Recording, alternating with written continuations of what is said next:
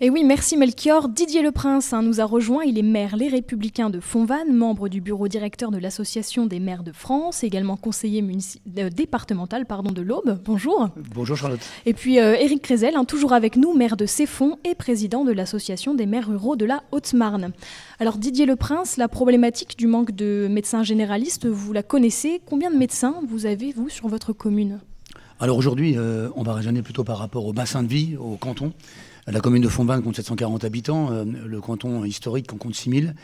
Et grâce à la maison médicale et au réseau de professionnels de santé, effectivement, on dispose aujourd'hui de 3 médecins. Il faut rappeler qu'en 1958, il y en avait 5. Et donc, comme pas mal de mes collègues ruraux, effectivement, on a fait face aussi à ce manque de réponse médicale sur le territoire. Et il est vrai que la maison de santé et surtout aussi le réseau de professionnels de santé a apporté des réponses. Alors dans une volonté aussi des élus, d'activation du réseau, et puis aussi de sensibilisation de jeunes médecins par rapport à l'offre que représentait et le travail en réseau que représentait la maison de santé, portée par la commune des Ports du Pays d'Oc historiquement, et puis reprise plus dernièrement donc par Trois Champagne Métropole, puisque notre territoire est entré dans Trois Champagne Métropole depuis le 1er janvier 2017. Alors plus largement, c'est la question des secours aussi qui se pose en zone rurale. Vous avez encore la chance d'avoir une caserne de pompiers, je crois, sur votre commune. Alors c'est très important. Alors je fais un clin d'œil aussi à mes collègues de l'Assemblée départementale dans l'Aube, les communes qui ont fait le choix de garder un CPI. Alors vous savez, l'enjeu du CPI, au-delà de réponse de la sécurité, c'est bien sûr la proximité. Souvent, nos agents communaux, d'ailleurs, sont pompiers. Certains sont en double appartenance, font partie aussi du centre de secours départemental. Et le département a fait le choix aussi d'alléger la charge des communes dans la contribution à la réponse sécurité sur le département, en réduisant de 25% la participation financière à toutes les communes qui avaient donc gardé leur CPI. Le département apporte aussi, à travers le SDIS, un concours sur les équipements matériels de nos CPI. Et donc, l'Aube est un département qui compte en ratio de sa population, en France, le plus de sapeurs-pompiers volontaires qui viennent compléter les sapeurs-pompiers professionnels. Éric Crézel, vous, cette dynamique, cette problématique des secours avec les pompiers sur le terrain, les volontaires, tout ça, vous avez aussi des difficultés dans ce registre-là, dans votre commune ou les communes alentours ? Sur les questions des pompiers, je ne parlerai pas de difficulté. Je pense qu'il y a les mouvements des jeunes sapeurs-pompiers qui est très actif chez nous. Et donc, au niveau des pompiers qui sont localisés au centre-bourg, donc il n'y a pas trop de difficultés par rapport à cette question pure. Par contre, la question des secours, c'est une vraie question, parce que c'est la question du délai par rapport à l'hôpital, et donc du délai de réponse. Et donc sur ça, on est effectivement très très attentif, puisque ça va être la question du standard, qui emmène, etc. Et donc c'est quand même tout ça, et ce sont des enjeux très très importants, et sur lesquels parfois on ne demande pas forcément l'avis des élus, et donc, mais on le donne quand même. Puis Didier Leprince, vous avez soutenu l'installation d'un foyer d'accueil médicalisé qui s'appelle Les Tonnelles sur votre commune. En quoi ça consiste et puis pourquoi c'était important pour vous ?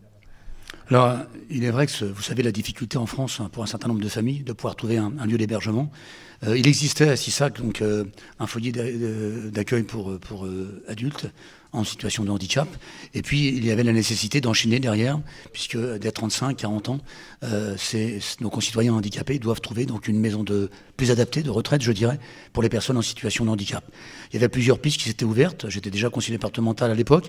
Et donc, les dirigeants de l'association AFL, qui portent également le foyer des Sissac, donc le foyer Kerglas, ont finalement retenu Fontvannes. La commune de Fontvannes et les habitants, et le conseil municipal s'est engagé dans son rôle d'accueil de nos concitoyens, à acheter le terrain, l'a mis à disposition pour l'euro symbolique de l'association, et puis on a fait les travaux avec le soutien du département à l'époque, les travaux de voirie et d'extension de réseau qui ont permis la création de ce centre. 35 emplois ont vu le jour. 40 personnes ont été accueillies, dont 2 qui habitaient à Fontvannes il y a encore quelques temps et qui ont trouvé place donc à part entière. Ce sont des concitoyens, ce sont des habitants qui vivent avec nous, qui viennent le 14 juillet et qui vivent sur le territoire. Certains accompagnent aussi nos agents communaux sur certains travaux de paysagers. Et donc c'était pour nous un rôle citoyen, un engagement, je dis bien du conseil municipal, mais aussi des habitants dans cette volonté à accueillir nos concitoyens. Je signale au passage que malgré que le handicap n'est pas de la compétence exclusive bien sûr des communes, mon cher collègue, oui. La commune de Fontvannes a répondu, donc s'est portée caution pour l'emprunt de plus de 5 millions d'euros, à moitié, l'autre partie étant cautionnée par le département de l'Aube. Dans ce foyer, qu'est-ce que l'on fait? Comment ça se passe avec les personnes qui y sont? Alors il y a un certain nombre évidemment d'intervenants dans le domaine médical et paramédical, puisqu'il y a 10 lits qui relèvent de l'État, 10 places médicalisées et 30 autres places donc, qui sont hébergements, donc pour situation de personnes âgées et en situation de handicap. Donc il y a un médecin qui intervient, il y a des infirmières qui interviennent, il y a des ergothérapeutes et il y a des activités qui sont proposées donc aux résidents. Il y a des sorties également qui sont proposées et on essaye aussi bien sûr de travailler en synergie avec les écoles qui sont juste à côté, le groupe scolaire de Loredotte et puis le monde associatif pour permettre à nos concitoyens, certains ont adhéré par exemple au club de pétanque de la jeunesse sportive Van Pays d'Hôte, donc une véritable intégration, une véritable vie et ce sont bien sûr des Fontenaises et des Fontenais à part entière. Éric Rézel, ce type d'initiative, ça se fait aussi dans votre commune ou vous aimeriez le faire si ça ne se fait pas? Ma commune n'a pas l'échelle pour faire ça, disons, en situation dans son canton. Ceci dit, je trouve que c'est une bonne initiative, effectivement, et je pense que à la fois la proximité de l'établissement et le fait de l'implication dans la commune sont des effets tout à fait essentiels, y compris, si je peux me permettre, même sur la santé. Donc non, je pense que c'est une très bonne initiative de créer et de faire vivre ces établissements. Merci Éric Rézel, on se retrouve dans un instant après une petite pause musicale. Merci Jean-Baptiste Labeur et Charlotte Meunier. Oui, on fait une petite escale en musique avec les Frangines et puis on se retrouve juste après, toujours en direct jusqu'à 14h sur RCF pour cette émission Ça fait du bien à Pont-Saint.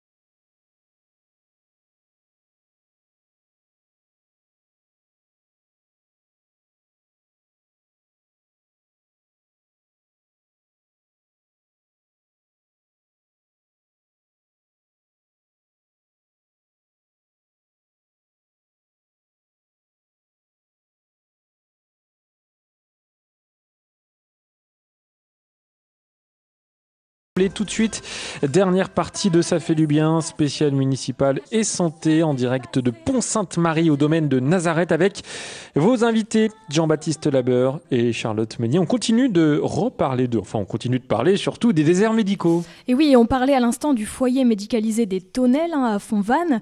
Un autre foyer, géré par la même structure, l'association Raphaël, est installé à Estissac, à une dizaine de kilomètres. On trouve aussi une maison de santé à Estissac, je le disais. Elle est financée par le conseil départemental. Ça coûte combien, Didier Leprince, une maison de santé ? Alors, une maison de santé, qu'on ne se méprenne pas, on parle souvent de maison de santé, mais on parle aussi de réseau de santé. Donc, effectivement, la maison en elle-même est une capacité à accueillir, soit via la location, soit via l'accès à l'acquisition donc par le professionnel de santé.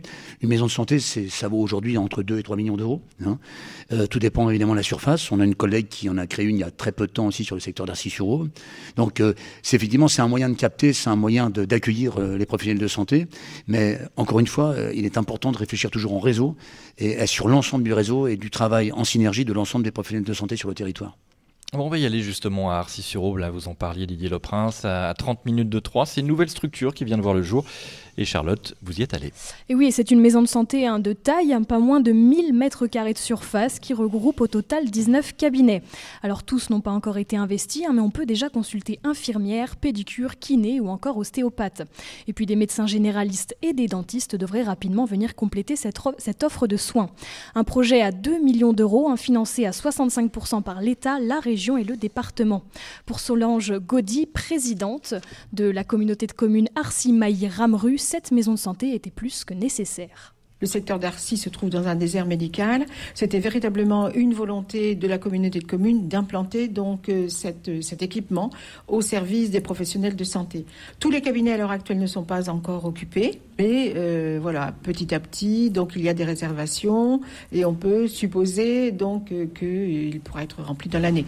La seule difficulté reste quand même à trouver donc des dentistes et puis des généralistes pour compléter donc nos cabinets. Il faut aussi que les habitants de notre territoire, du territoire de la communauté de communes, se l'approprient parce que c'est un bâtiment qui est un petit peu donc à l'extérieur d'Arcis. C'est vrai qu'on n'y passe pas d'emblée, on n'y passe pas tous les jours. Il faut vraiment venir à cet endroit. C'est vrai que quand ils viennent le visiter, ils trouvent que c'est un très bel équipement. Un très bel équipement qui semble plaire en effet aux patients. David, un habitant du Chêne, à quelques kilomètres d'Arcis-sur-Aube, avait l'habitude de consulter dans un autre cabinet de la ville, désormais fermé. Il apprécie la modernité des locaux et surtout le grand parking de 80 places de cette nouvelle maison de santé. Là, c'est plus grand, c'est plus accessible pour plus de personnes, on peut mieux se garer. C'est la première fois que je reviens ici, donc on prend rendez-vous et on attend. C'est joli, c'est tout neuf. Donc oui, si, c'est pas mal. Moi, oui, je suis obligé de venir régulièrement pour les prises de sang, donc oui, ça va être une habitude. Oui. Des patients satisfaits, Charlotte, tout comme les professionnels de santé. Et oui, Nathalie, infirmière désormais basée à la maison de santé d'Arcis, compte sur ce projet pour redynamiser l'offre de soins sur la commune. En nous regroupant, on espère que ça fera venir d'autres professionnels de santé. Pourquoi pas aussi développer la télémédecine. Ça apporterait beaucoup de patients supplémentaires. On espère comme ça pouvoir faire des consultations d'ophtalmologie, de dermatologie, de diabétologie. Enfin, il y a plein de spécialités. C'est un échange régulier, on va dire. On a beaucoup de patients en commun, donc ce qui nous permet de faire des transmissions de l'une à l'autre, par exemple avec la pédicure qui s'occupe beaucoup de nos patients diabétiques. On fait un point sur les pansements. Avec les médecins, pour l'instant absents, mais qui vont venir également, on peut communiquer. C'est vraiment plus intéressant que d'être chacun isolé ailleurs. Et puis pour les curieux, il est possible de visiter la maison de santé d'Arcis-sur-Aube. Des portes ouvertes sont organisées demain de 10h à midi. L'occasion de découvrir les locaux et de rencontrer les différents professionnels de santé. Alors Eric Kerzel et Didier Leprince, votre réaction à ce reportage, on le voit, satisfaction des patients, satisfaction des professionnels de santé. Oui, moi, je pense que les maisons de santé pluridisciplinaires sont une très bonne solution, puisqu'en fait, les médecins, à la fois, étaient gênés soit par rapport à leur installation individuelle, qui était séparée des autres, et donc ils ont besoin de ce lien, soit sur des questions de tâches administratives. Donc les maisons de santé pluridisciplinaires sont vraiment des bons outils. Les collectivités financent en général les investissements. Donc tout ça est très intéressant, mais je pense que c'est pas suffisant par rapport à la désertification. Et donc, moi, je pense comme je l'ai indiqué tout à l'heure, il y a la question de l'accueil à la fois des stagiaires et des nouveaux professionnels. Et il y a aussi la question des centres de santé avec le salariat des médecins. Et donc, à ce titre, donc, il y a eu un exemple qui était peut-être pionnier donc en Haute-Marne, donc à Douvant-le-Château. Et donc maintenant, depuis quelques mois maintenant, le département réfléchit de façon globale, parce qu'en fait la question de la désertification c'est massif, parce que chacun voit sa commune, son coin, mais en fait pour le département a pris la question donc de façon générale et réfléchit à cette solution puisque par rapport à la question de la médecine libérale et son organisation, donc tout ça a ses limites, et donc de voir comment pourrait être salarié des médecins dans les secteurs vraiment déficitaires. Et je pense que c'est une bonne piste, puisqu'il faut que les pistes non pas se concurrencent, mais s'additionnent, et donc tout ça est absolument important. Et comment on peut salarier un médecin libéral par définition? Non, il n'est pas libéral. Il ne serait pas libéral, il serait salarié point. De la commune. Il est salarié de la collectivité, oui, tout à fait. Ça représente un budget, comme pour les maisons médicales, ça représente un budget, on a dit 2-3 millions d'euros. C'est un budget un peu moindre, mais c'est quand même un budget à l'année, même plus qu'à l'année, pour garder ce médecin sous le coude. Mais donc, quand on va chez un médecin libéral, donc il y a un montage financier qui est entre la sécurité sociale et ce que paye la personne. Là, c'est pareil. Donc, la collectivité a les recettes des patients qui fréquentent, et donc du coup peut rémunérer les médecins. Donc économiquement, c'est équilibré, enfin à ma connaissance. Vous, dans votre commune ou dans votre intercommunalité, ça serait possible, ça? C'est quelque chose que vous voudriez mettre en place? Oui, moi je pense que c'est une des solutions, puisque j'ai indiqué qu'effectivement au niveau de la ville de Saint-Dizier, il y avait une génération qui a commencé à partir et va continuer donc de partir en retraite, et donc parmi les solutions, il y a celle-là. Au-delà des cabines de télémédecine dont on peut parler aussi. Didier Leprince. Oui, alors plus largement, puisque j'ai 40 ans d'histoire dans l'assurance maladie en tant que professionnel, les centres de santé existent depuis très longtemps, dans les agglomérations y compris, centres de santé dentaire, centres de santé ophtalmo, centres de santé pluridisciplinaires. Effectivement, c'est une alternative. Aujourd'hui, le privé a sa place, on le voit avec l'installation du groupe d'excellence à Troyes, mais je rejoins mon collègue engagé sur son territoire de la Haute-Marne, c'est qu'il y a des réponses alternatives. Faut être à l'écoute du terrain, faut être à l'écoute aussi des professionnels de santé. Certains veulent plutôt s'inscrire dans un rôle au sein d'une collectivité, d'un groupe, d'autres sur un système privé. Ce qui est important surtout, et je reviens, c'est ce réseau que l'on crée autour du patient. C'est-à-dire que l'installation du médecin est importante, l'installation des professionnels de santé, infirmiers, ergothérapeutes, kinés et autres, est essentielle aussi. Donc tous ces professionnels de santé, je dis bien ces professionnels de santé, on parlera tout à l'heure peut-être de la télémédecine, mais autour des patients, sur un territoire, en proximité, qui échangent, c'est essentiel pour la confiance du malade en direction des professionnels de santé. Et cette synergie, pour moi, pour répondre au sujet de la santé de nos concitoyens est essentielle. Mais vous, on sent que vous avez des velléités, vous voulez faire des efforts là-dessus. Est-ce que l'État fait assez pour vous dans ce domaine-là, selon vous, en termes de moyens financiers? Vous connaissez la situation des deniers publics de notre pays. Je pense qu'aujourd'hui, on en parle avec mes collègues des maires de France, au comité directeur, les maires ruraux en parlent également. On parle de l'acte 3 de la décentralisation. Nous avons fait des propositions à l'État. À un moment donné, quand l'État ne peut plus assumer un certain nombre de sujets essentiels pour nos concitoyens, je pense que c'est peut-être le temps aussi de réfléchir à un acte 3 de la décentralisation. La santé peut en faire partie. On pourrait parler aussi longuement de l'emploi. Il y a des vrais sujets aujourd'hui où au-delà de l'État, le département, vous l'avez vu avec le robot Da Vinci très récemment, on va pouvoir maintenir un service attiré à l'hôpital de Troyes, qui va pouvoir attirer aussi des médecins, de jeunes médecins. Donc maintenir un service, maintenir une proximité, maintenir une qualité de soins. Donc le département, la région, les intercommunalités, et avec la volonté des élus locaux, ont un rôle essentiel à jouer en proximité, parce que l'élu de proximité, il rencontre ses concitoyens au quotidien. Et donc il a un devoir de répondre à l'attente. Si on devait définir le rôle de l'élu, c'est comment construire le bien-être de nos concitoyens au quotidien sur le territoire sur lequel ils ont décidé de vivre ou de venir vivre avec leur famille. Donc la santé est essentielle, la sécurité l'est aussi, l'emploi, on pourrait parler plein de choses, qui pour moi aujourd'hui, il est temps de décentraliser un certain nombre de sujets. L'État doit garder les prérogatives dans un certain nombre de domaines, mais on va dire sur des domaines de fil rouge, des domaines transversaux.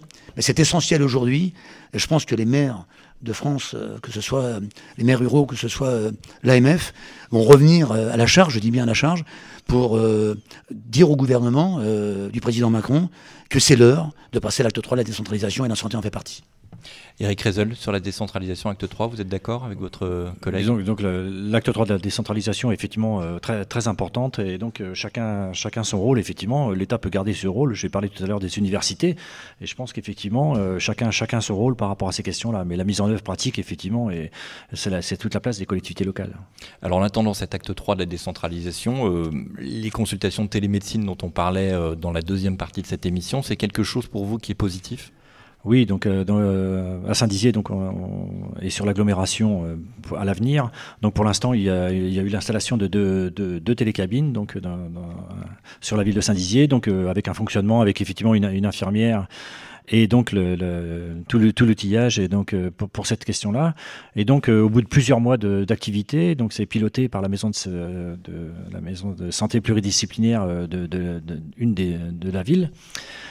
Et donc, ça donne vraiment satisfaction par rapport aux gens qui sont accueillis, sachant que toute la limite, ce n'est pas ni pour nous, ni pour les gens, ça ne remplace pas un médecin. Hein, et donc, il ne faut pas qu'il y ait d'ambiguïté par rapport à ça. Et cette ambiguïté levée, là, après, je pense que les choses peuvent être positives. Donc, du coup, pour l'instant, le bilan est quand même très positif, puisqu'il est aussi sur 2 niveaux. Donc, un niveau qui est opérationnel maintenant et un niveau qui démarre, qui est par rapport aux spécialistes. C'est-à-dire, du coup, là, c'est le médecin qui est en visio avec un spécialiste. Et donc ça aussi, ça évite les questions de mobilité, ce qui est très important dans le monde rural. Et donc ça aussi, ça permet donc les soins sans de problèmes assez insurmontables de mobilité. Donc on va dire que c'est quand même globalement positif, même si, je le rappelle, ça ne remplace pas un médecin. Et vous, Didier Leprince, vous partagez cet avis sur la télémédecine? Alors, c'est un élément de réponse. Faut vivre avec son temps. Les moyens technologiques sont là aujourd'hui. Ils n'ont pas fini d'avancer. Et je pense que c'est une réponse à court terme. C'est un premier diagnostic, c'est un premier élément. On a été accompagnés, nous, par les fonds européens, par le département, par la région, sur on a Ausson qui se lance au niveau de la pharmacie, on va avoir Réville-Châtel, on a eu Saint-Par également. Donc effectivement, c'est à défaut de ressources de médecins, c'est une alternative. Ça ne répond pas totalement, bien sûr, aux besoins du patient, mais en tout cas, ça peut le rassurer sur des sujets bénins ou sur une réorientation rapide en direction d'un médecin spécialiste ou généraliste. Je pense que c'est une bonne chose et encore une fois, utilisons les outils de notre temps et qui sont en capacité d'apporter des réponses. La preuve en est, c'est que ça marche plutôt bien. Ça porte pas 100% des réponses, bien sûr, mais c'était une réponse de proximité avec, bien sûr, le digital qui prend sa place, quoi. Oui, pour ajouter quand même un dernier mot par rapport aux élus et la télémédecine. Donc un certain nombre d'habitants nous disent, mais puisque vous acceptez la télémédecine, implicitement vous laissez les médecins dans les grandes villes. Et donc ça c'est une critique qu'on entend. Et donc c'est pour ça qu'il faut la resituer dans ce qu'on vient de dire avec mon collègue, c'est qu'effectivement c'est pas une alternative à un médecin. C'est une alternative dans le parcours, effectivement, pour se soigner, mais pas au médecin. Et donc, du coup, ça n'empêche pas toutes les autres activités dont j'ai parlé tout à l'heure, c'est-à-dire l'accueil de stagiaires, l'accueil de professionnels, et toutes les démarches qui sont autour pour continuer de faire venir les médecins. Puisque il ne s'agit pas de s'adapter au fait que les médecins, du coup, n'habiteront qu'en ville. Pour la raison importante qu'on peut vivre tout à fait bien dans le monde rural. On peut très bien avoir un médecin installé à la campagne et qui fait de la télémédecine avec d'autres patients à la campagne. Tout à fait. Un point que l'on n'a pas abordé, Didier Leprince et Eric Kreisel, c'est le sport et la santé, notamment à l'école. Alors, l'école, c'est une des compétences principales que l'on connaît des maires. Qu'est-ce que vous faites, Didier Leprince, pour faire bouger les enfants dans votre commune ? Vous savez, ça fait 20 ans qu'en appui d'une association et de partenaires et de mécènes, on a mis en place à l'école ce qu'on appelle l'éducation par le sport. Donc depuis 20 ans, on a un permanent qui intervient tous les jours sur des disciplines sportives en accord, en convention avec l'éducation nationale et les enseignants. Et donc il propose aux jeunes une activité sportive sur l'ensemble des classes. Et puis il y a 2 ans, on a enchaîné avec l'éducation par la musique. Peut-être qu'un jour on fera l'éducation par la santé. Et donc on a des jeunes maintenant qui apprennent à jouer d'un instrument du CE2 au CM2. Ils apprennent une partie du solfège avec des dumistes financés donc par des mécènes, une partie par la collectivité et une partie par l'association Musique en Note que je salue au passage. Et aujourd'hui donc nos enfants découvrent la musique pendant le temps scolaire. Et je pense qu'il faudra continuer à avancer sur ce sujet de l'éducation par la santé, donc par l'activité, par le bien manger, bien bouger. On a un vrai sujet dans notre pays. Je pense qu'il ne faut pas attendre d'avoir son petit cancer pour se réveiller. Bien manger, bien bouger. C'est essentiel. Avant de commencer à prendre les médicaments qui vont bien, on peut être en très bonne santé en respectant, en utilisant aujourd'hui les circuits courts, en étant conseillé par son médecin. Il y a beaucoup de médecins aujourd'hui qui se dirigent vers une approche aussi d'accompagnement des patients, pas seulement pour les traitements, mais aussi en amont. On a longtemps parlé dans notre pays de la prévention. que j'ai connu dans mon métier au sein de l'assurance maladie, je sens qu'aujourd'hui, enfin, on commence à parler de prévention un peu partout. Et évidemment, l'alimentation et le bien manger, bien bouger prennent une vraie place dans la santé de nos concitoyens. Éric Rezel.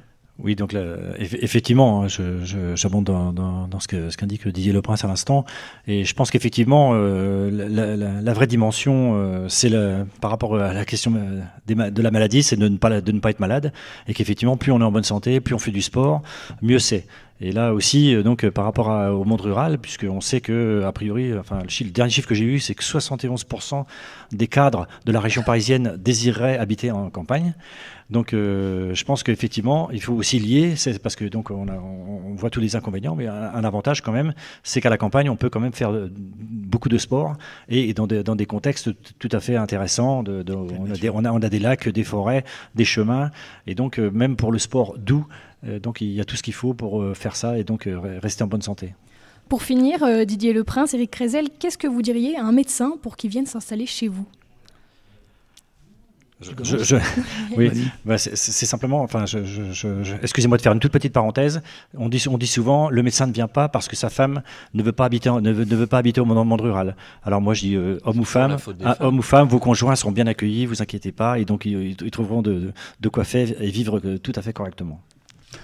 En ce qui me concerne, je leur dirais la même chose que je dis aux touristes, puisque je suis président du comité départemental de tourisme. Dans l'Aube, on a une histoire, un patrimoine, c'est valable pour nos voisins au Marnais, de la destination Champagne, on apporte ensemble.